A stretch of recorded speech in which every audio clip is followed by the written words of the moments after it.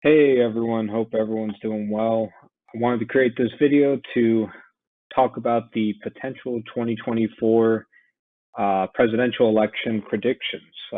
It's definitely way too early to start speculating about how the election's going to turn out, but that doesn't keep people from trying, and I'm going to try myself because, it's kind of fun. I don't. It's definitely something enjoyable talking about how we think things are going to unfold, and I would like to kind of make this a monthly series just to kind of keep on tabs about some developments and where I think the electoral trends are moving towards. So obviously, we got the presidential election a little over 3.5 years away. So definitely a lot can happen. It seems like a week in politics nowadays is a lifetime. So 3.5 years is quite some time. But I'm kind of right now assuming that I don't think that Joe Biden is going to run for reelection. He very well could. He would be 80, provided he was reelected, he would be 82 years old, which means he would be ending his presidency around the age of 86. Definitely, he's already the oldest president to be elected. He would be by far the oldest president at time of his retirement. So, I'm leaning towards that he will likely end up just being a one-term president. We'll probably have to wait until, um, probably the start of 2023 to actually find out. But we'll see. Now, for my projections, I am generally assuming that we're looking at a candidate who is relatively middle of the road for both the Democrats and the Republicans. When I say middle of the road, I don't mean moderates. I think personally that there are very few moderates in both parties at the moment, at least in terms of national figures.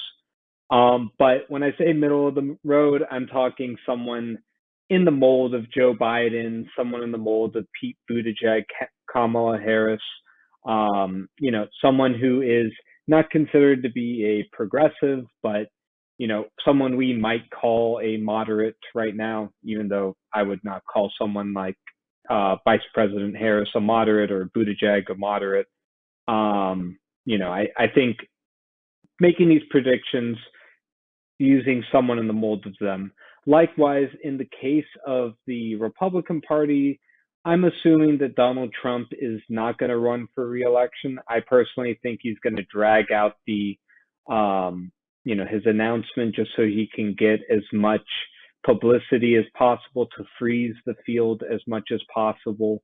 But ultimately, I think that 2023 is going to roll around and he's going to make an announcement that he's decided to not run for election again and instead just try to support the candidates that he think is going to best support his own personal and political interests. So we'll have to see. I'm putting the chances right now of him running probably around 45%. So still close to 50-50, but we're going to have to wait a little while longer before we get a kind of more clarity on that. So when I think about who would run to be the nominee, and when I'm doing this initial prediction, I'm thinking someone in the mold of, Tom Cotton, Mike Pence, Nikki Haley, Marco Rubio, someone that is not considered to be from the moderate wing of the party. Again, I don't really think there are a ton of moderates in the Republican Party or the Democratic Party once again, but someone who is kind of walking the line between the establishment Republican and the kind of Trumpian wing of the party. So thinking, probably in that the best contender at the moment, I would say, is probably Vice President Mike Pence, given his national name recognition at the moment and well-known recognition among the Republican Party. So we'll see. Someone in the mold of Mike Pence, Tom Cotton, Nikki Haley, not someone like Ted Cruz or Matt Gaetz, who would be considered much more aligned with at least today's day and age, aligned with the wing of the Trump wing of the party, or for that matter, someone like Larry Hogan, Charlie Baker, Adam Kinzinger, someone like that variety who would be aligned with the establishment wing of the party, moderate wing of the party, at least, on paper. So, here's how we ended up in 2020. There weren't a ton of surprises, as we kind of all know. It was not despite the media coverage, it was not really a close election, right? 4.5 percentage point margin, 7.1 million votes in favor of Biden. Every state went more or less as expected in terms of the polling averages. Granted, Wisconsin, Michigan, Pennsylvania were all closer than what the polls had. States like Ohio and Iowa went further towards Trump than the polls had anticipated, along with Florida and Texas. But at the end of the day, we expected Biden to win based on the polls.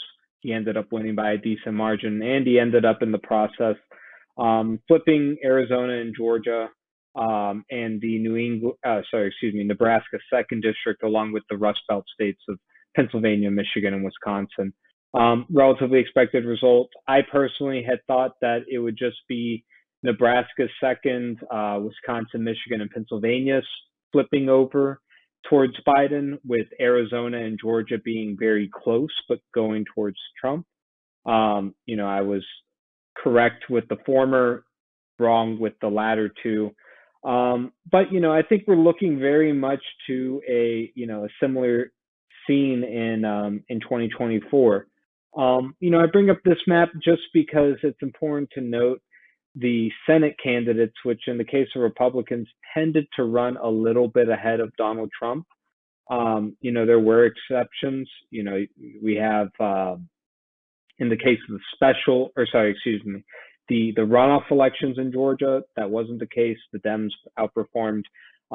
Mark Kelly, very strong candidate, or you could say maybe Martha McSally, a weak candidate, managed to outrun Biden in Arizona. But on the flip side, you have like Mark Ronchetti doing a pretty solid 6-point performance.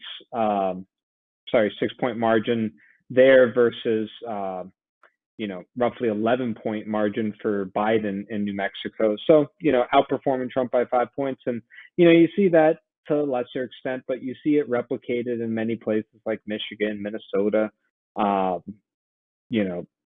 me think, Texas.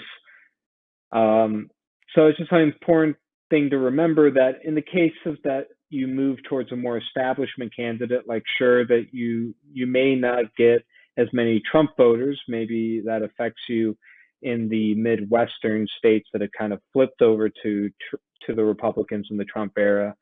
However, you'll see perhaps outperformance elsewhere.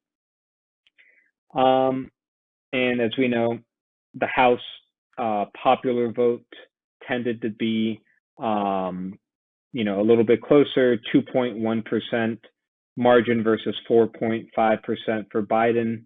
If we take into the add in the effect that I believe there are more uncontested districts that went to the Democrats than went to the Republicans, I would wager to say that this is probably a closer, if we tried to isolate for that fact, more like 1.5% in favor of the Democrats. So important to remember that at least as it stands right now, or at least at the time of the election, there's still enough support for the Republicans to make these elections competitive. I brought up this map here. I think it's a great map. Recently found it out. The site is map.jacksonjude.com. You get a sense here looking at the margins, and you can compare it with the past elections to kind of get a better sense of our trends. So obviously, most of the country shifted blue in nature, with the kind of national vote shifting blue in favor of Biden this election.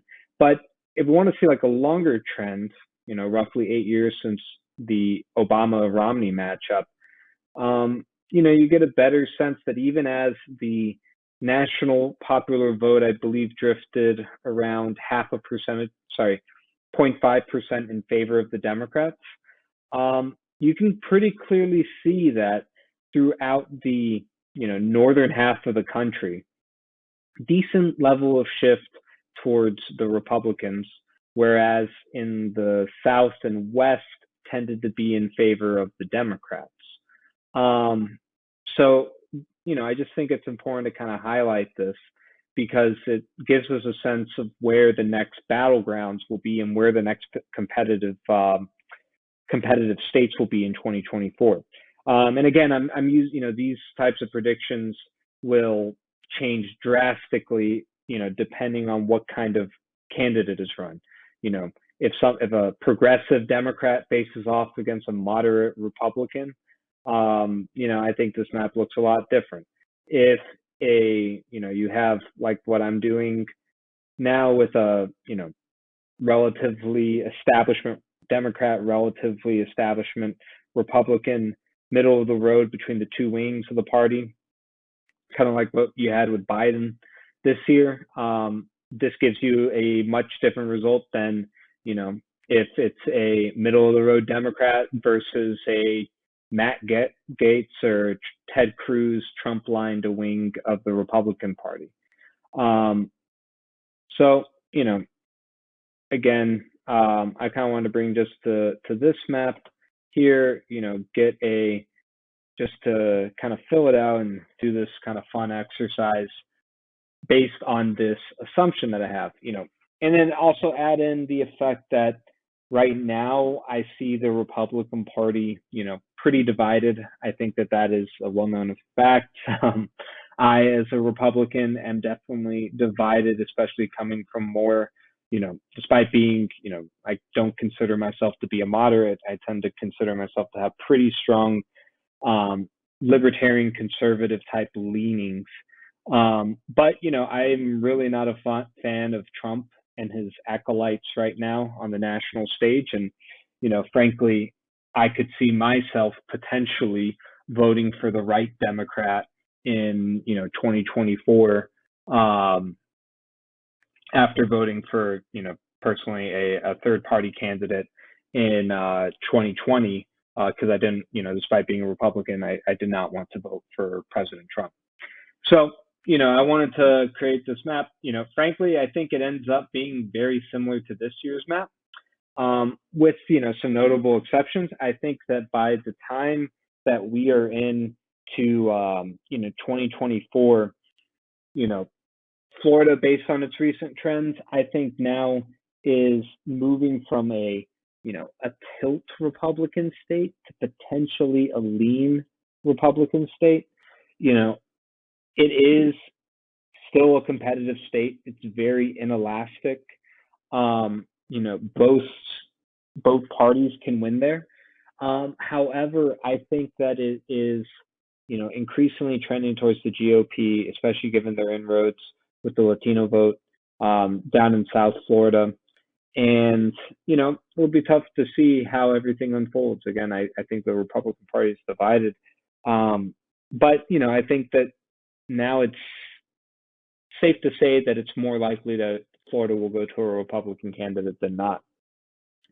I think a big question here, people often now talk about purple Texas, especially I would say after the fiasco this week, and the really tragic, natural and human-made disaster this past week in Texas, potentially leaves a lot of political inroads for Democrats.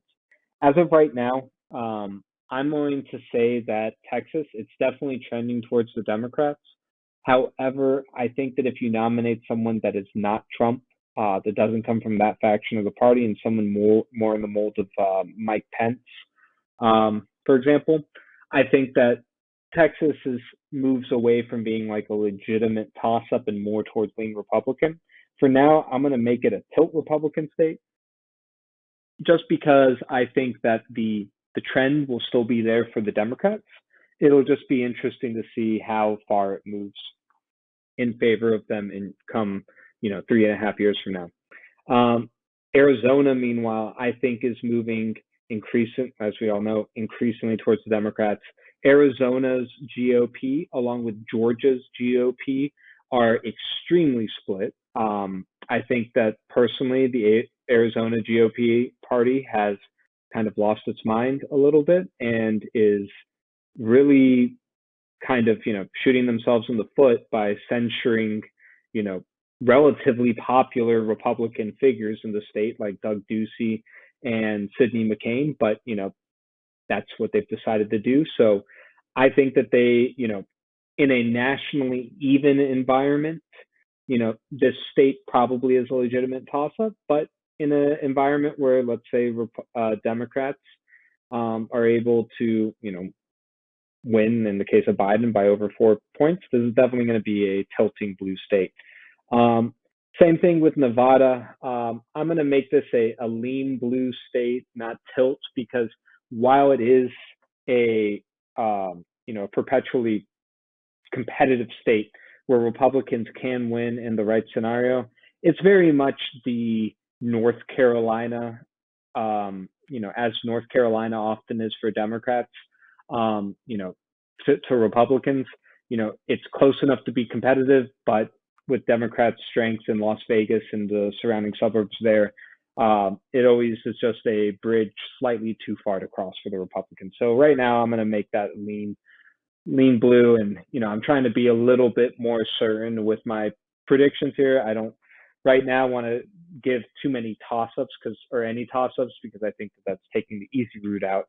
I'd rather kind of mark in the stand, mark my place in the sand where I see this thing going. And again, with Georgia, given the infighting in the GOP, I'm going to mark it a tilt blue state right now. And same with North Carolina, because it was very close, about a 1 point margin this past year. But, given the broader national trends and the division in the GOP right now, I think that it's going to be a tilt blue state right now. Now, I want to go up, kind of deal here with some of the competitive northeastern states.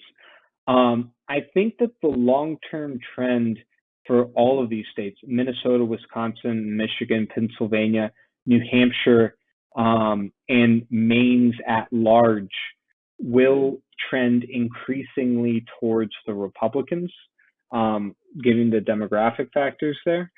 However, as of right now, I'm going to put them into the Dem column. So frankly, I think that Minnesota is going to keep on trending towards the Republicans. And maybe I shouldn't say the word keep, because it did kind of snap back towards the Democrats in 2020. But I think that the demographic trends are definitely there. And I'm going to mark this as a tilt blue state. As again, making this projection as I see things right now, I'm going to make Wisconsin, Michigan, and Pennsylvania, Michigan lean blue, and then Wisconsin and Pennsylvania tilt. Again, might be odd to say Michigan is to the left of Minnesota, but frankly, I think that the trends are stronger in Minnesota, and we'll have to see. It could very well be wrong with that. Same thing for New Hampshire, given the high, it's very much like Minnesota, in the sense of that. And actually, I'm going to mark Minnesota as lean blue. You know what? We'll be a little bit more certain there. Again, using things as we stand right now. They're both demographically pretty similar states, heavily white population, pretty heavily educated population that in today's day and age is,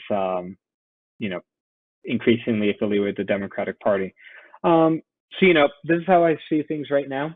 Again, I think that there's definitely room for this map to shift.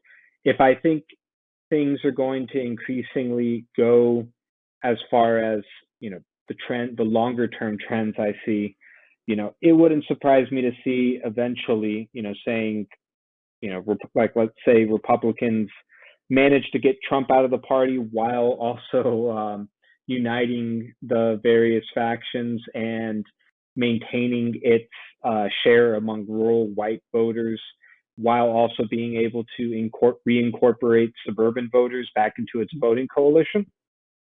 I wouldn't be surprised to see, I would say a place like Minnesota go back to tilting blue, Wisconsin being potentially a lean red state, Michigan tilting red, Pennsylvania potentially leaning red, a place like New Hampshire tilting towards the Republicans.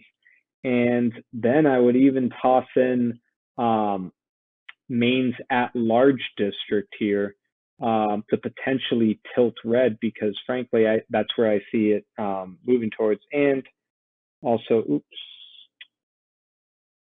sorry guys, I'm going to add in here on Nebraska's 2nd district, make that one tilt red, and who knows, maybe then you also have, I would say, North Carolina tilting red, Texas move over to, sorry guys, lean R again.